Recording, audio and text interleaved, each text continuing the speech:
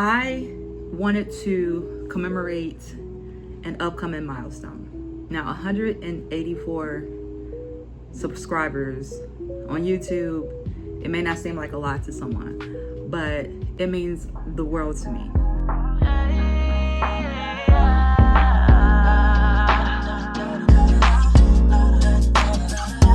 I was just a little boy, everybody told me you could be whatever you wanna be, so I told myself.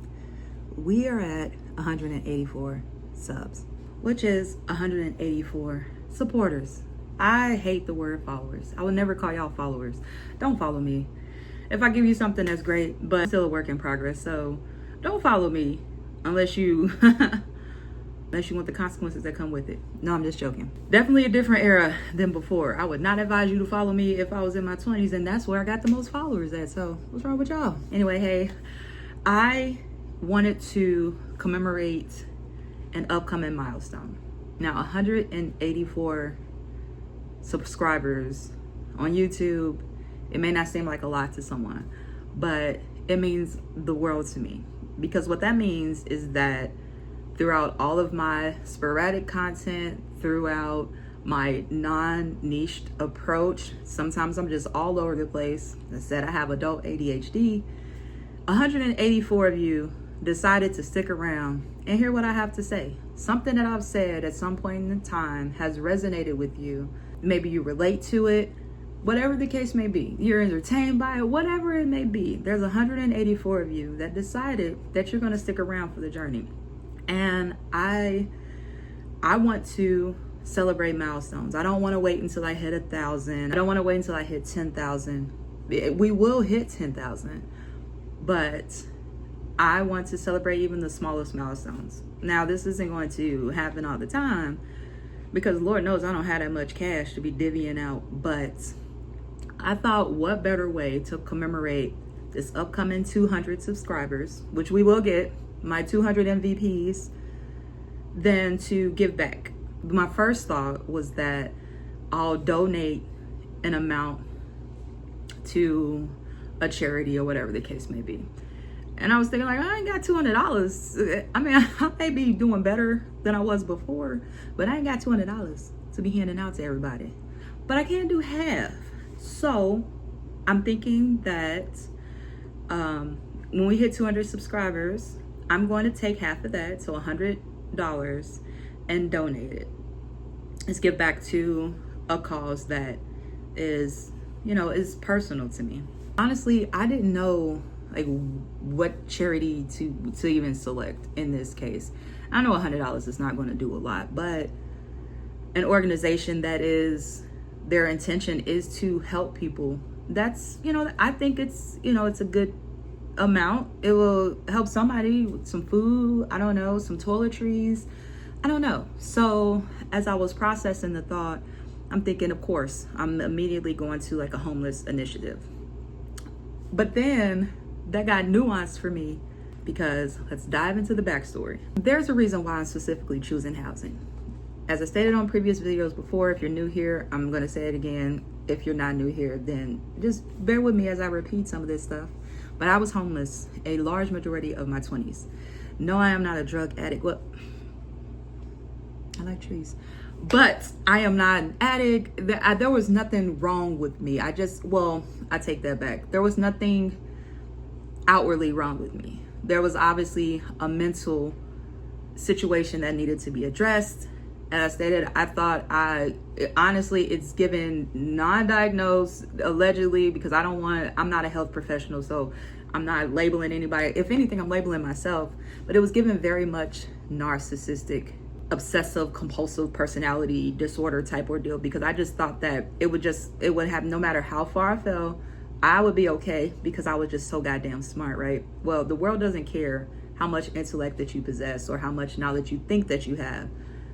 If you don't do anything, like, I don't know, say pay your bills, then they will put your ass out on the street. And then once you get put out on the street, over the years, of course, I'd find private owners to, give me a second chance, and second chances became third chances, became fourth chances, and in a modernized society, there's a track record now. So it was becoming harder and harder to even get a place to live. And going into the charity approach to it, I can't tell you how many times I went to different agencies, different shelters, and I received no help. That is another topic for another day, because these agencies receive grants and they receive all this cash and stuff, and they'll help the worst of our society. And again, please don't take anything I'm saying. Somebody will. I don't really care, but there are some unhoused individuals that are actually the insurgents of society. They just won't, they don't want better. They don't know what's better, and they're going to continue to make bad, haphazard, rash decisions. That's just what it is. Some people are just, I don't know if they don't want anything or they don't have the capacity to be able to go after something better for themselves, but that is what it is. However, those people always had shelter. Those people always had a place to stay. I remember like it was yesterday. I went up to a shelter, me and my daughter. I have nowhere to go. They're like, hey, you gotta come back in the morning. There's just like, there was nothing. And I felt like I exhausted all options that were available to me. The one person I feel like they should help is a person like myself. Someone that is willing to put in work. I've never not been a worker. I've never been a slacker. I've just thought that things were supposed to be given to me. So here you are, you have an individual that's actually out here, working. They have some type of common sense, and I did not get any help.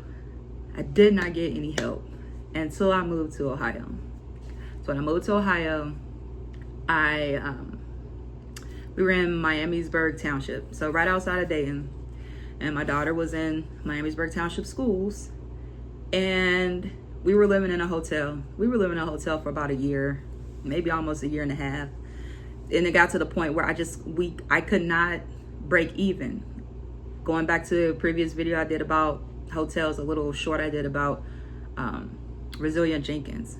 When you're in a hotel lifestyle, and if you're not spending money frivolously, whatever, because you can spend your money on your vices, you cannot spend your money on your vices, and it's still hard to break even, let alone build up enough capital to be able to provide a first month's and a deposit.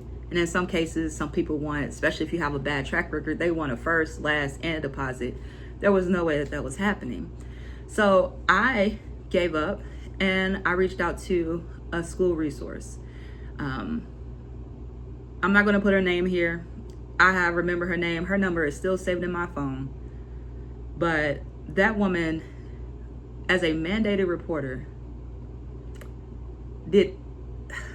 she looked out for me and my family. She saw what I wanted these agencies to see. She saw that I was a woman who just got down on her luck, dealing with mental episodes of depression, anxiety, and just needed a fresh start. It also took me working on myself, though, because as I stated, I've had plenty of second chances before. So it's like, what are you going to do with this 10th chance if I give it to you? So I had to display that it wasn't the same anymore. And being in that hotel for so long definitely catapulted the growth, or at least started the growth process that I was going through mentally.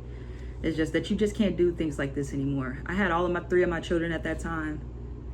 I had my babies in the hotel. Hotel lifestyle living is just, it's not for me. It's not for me and mine. This woman, like I said, she used to come pick me up. I didn't have a car. She'd pick me up. We'd go look at the apartments. She had a connection. The landlord, she went with me to the apartment, looked at the apartment, made sure the apartment was appropriate for me and my children. She hooked me up with different resources to get my apartment furnished. They did when you adopt a family for Christmas, that was one of the best Christmases my family had in a long time, because I wasn't able to provide it for them. A very affluent family adopted my family, and the Christmas tree was wrapped. She did that. she did that, a school social worker. So arriving at where we're going with this, I think I want to give back to an initiative that supports social workers and counselors. What's that act, like the McKinney Veto Act, that addresses unhoused children as they are, attempting to still receive educational instruction. So I don't know where I'm gonna start with. I'm here in Indy, so IPS has different initiatives for that, and I think that's what I want to do. I want to be able to give back to people that actually care. Not to say that these organizations don't care, but people are people. This woman actually cared. She took time out. Granted, that's her job, but to actually go through with it, not half-ass it, to this day. She actually, so I said she was in Ohio. I worked an event here in Indy. She was actually at the event. We reconnect. She's like, hey, how are you doing? And it was just so great to be able to report to her that we are doing the best that we've ever done in my life. And if she did not, no, look at me about to get emotional and shit. if she didn't see that in me, like, I don't know where I'd be right now. Now granted, I still hit some bumps after that, okay? But it was more so because honestly, the panini happened. We got hit pretty hard after the panini. So I did have to come back from that. And just not having like support and financial resources and just anybody behind you, it can be very hard out here by yourself. So I definitely hit some more bumps in the road, but I will never forget what she did. And if she did not do that, I would probably still be, I don't know, living in hotels, trying to figure it out that way. I'm not pretending like $100 is a big number, and I'm not gonna be able to do this all the time. So like I say, like when I get to 500, I don't know if I'm gonna be able to give them 250. When I get to 1,000, I don't know if I'm gonna be able to do a 500. But I do want to celebrate these milestones through giving back. So if you're number 180, 181, 182, I appreciate you for being here. If you're number 185, 186, number 200, I appreciate you for helping us get here and helping me give back in a way that just means a lot to me. You are helping me pay it forward. I cannot stress enough, my main goal in acquiring wealth and status and whatever was necessary for me to be able to give back that's always been my goal. I remember when I wanted to be a rapper, little 19, 20-year-old Jordan here in Indy, because of the fact that there was such a vast homeless population here. I wanted to get famous so I can come back and build a place where no one had to fill out any forms, no one had to display that they're down and out.